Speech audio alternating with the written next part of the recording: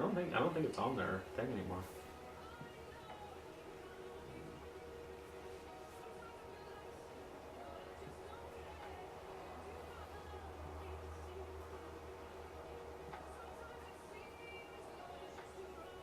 I kind of gave him a butt chin, but that's okay.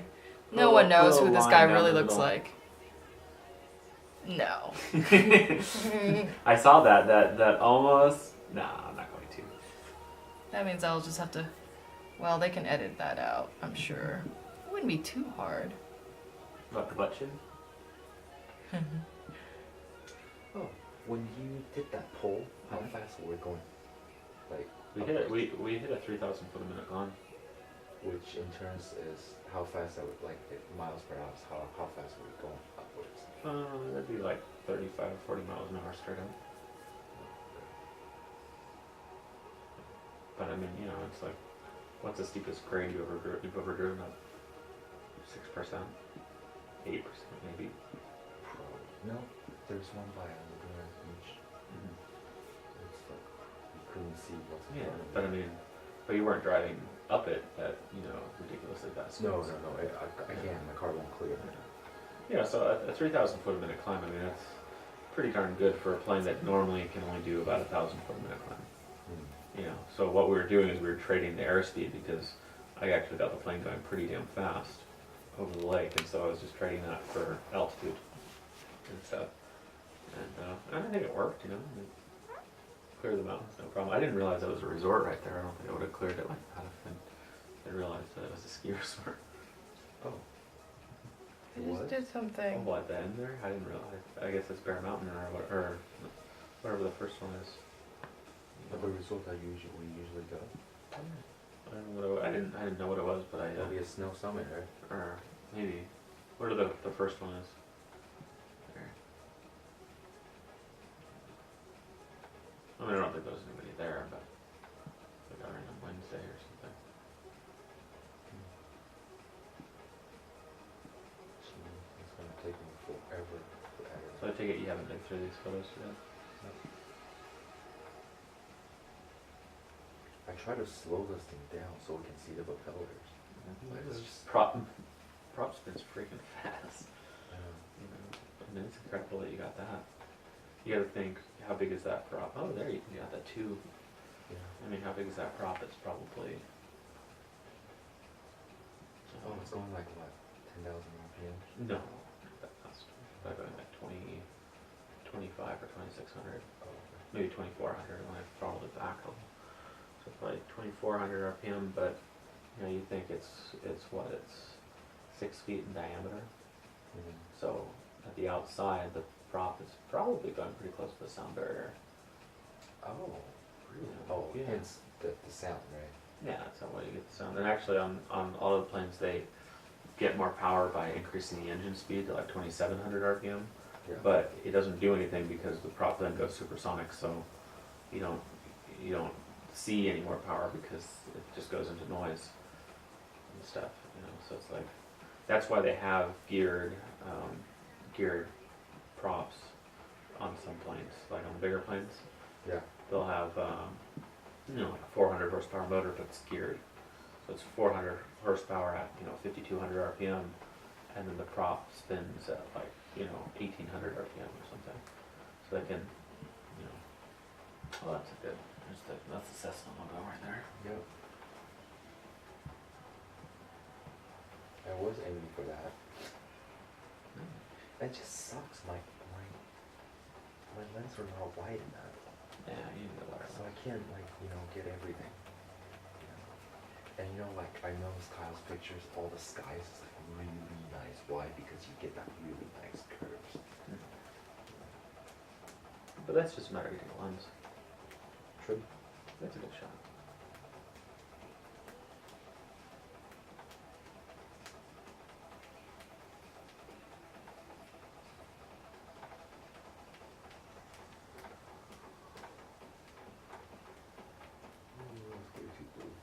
No, it wasn't perfect. Perfect. I don't know. I'm just looking at it from an angle. You've got it. I don't know, figure it out.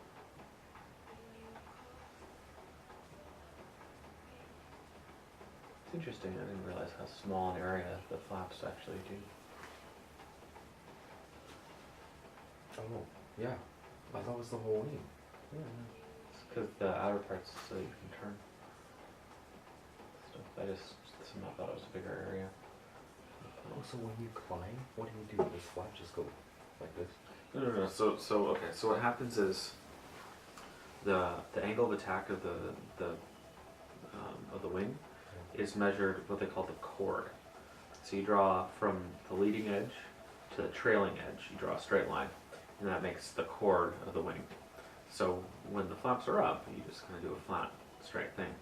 When the flaps go down, though, it makes it steeper, and also when the flaps go down, they make the wing act like it's bigger than it really is.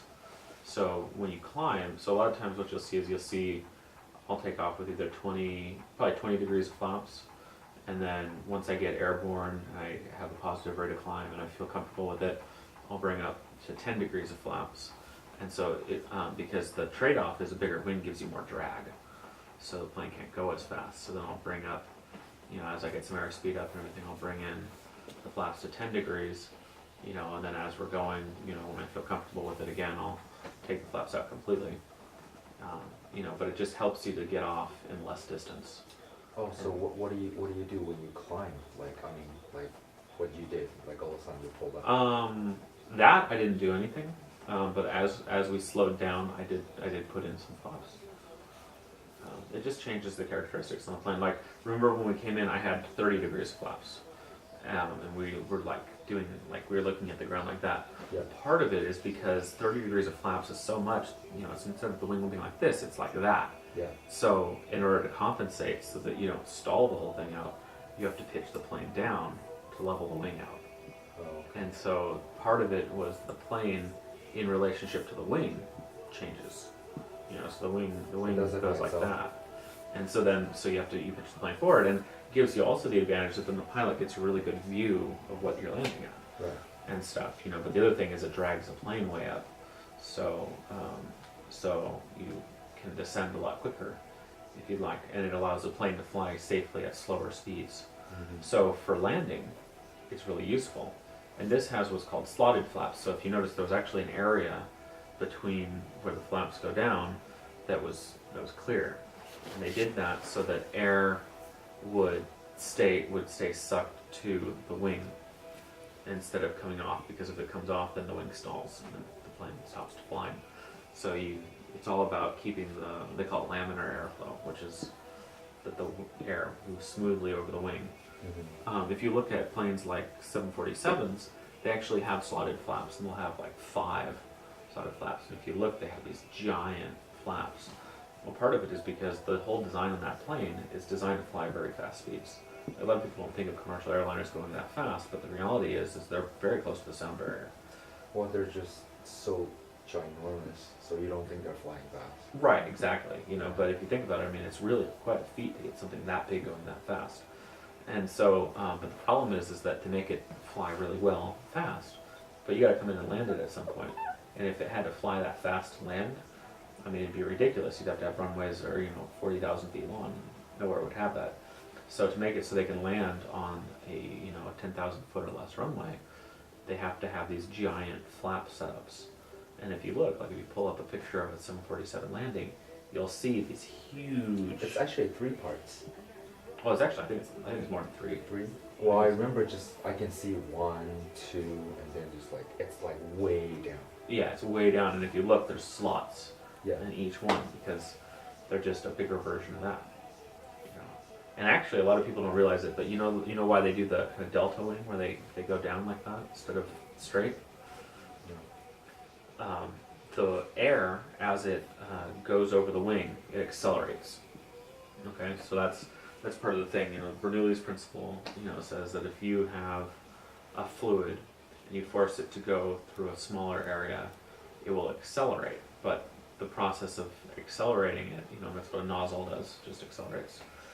But the process of accelerating means that the pressure in that area becomes lower because you've sped up the speed, so there's less pressure, and so that's how an aircraft wing works. Is you you create an area on top of the wing that the air has to speed way up, and it creates a vacuum. And when that vacuum, a lot of people assume that means that if you have a vacuum on top, then the pressure on the bottom lifts the wing up. Well, what it really does is it actually is pulling air down from up above, and so it's an action-reaction. The entire mass of the plane is being pulled down in air. So you're actually moving the equivalent mass of the plane in air to stay airborne. And that's why you need such a big area. But also the problem is that if you're already close to the sound barrier, if you accelerate the air out any more, it'll go supersonic. And then all of a sudden it will drag way up and the wing will cease to function. Shit. So they had to come up with a way to get around that. And so by turning it like this, the air hits it and it goes across the wing like that. And so going across the wing, it moves faster than, like, it moves this distance, but it's not really changing much in speed, but because it's going the distance over the wing kind of sideways, it acts like the plane was going slower. And so the wing can operate at a higher speed, and that's why they do that. It's kind of an interesting phenomenon.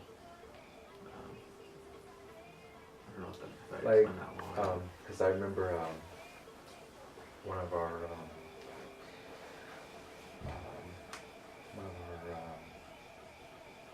roommate. He's a thermal engineer, Mhm. and his company does. Actually, he used to work for a company that manufactures and design GE's turbine. Okay, sure. And I was like, so explain to me, like what a non-engineer would think is, if you want to land a plane, you would think the wing has to go like this so that it'll go down. And he's like, no, just take 2 pieces of paper, and that whole thing like totally just makes sense. He's like, take 2 pieces of paper and blow air into the middle and see what happens. Yeah, It falls. And I'm like, wait a minute, that doesn't make any sense. Like that's the same thing how it works with the plane. no. So that's why you bring the wings in. So it Yeah. So what you do is you actually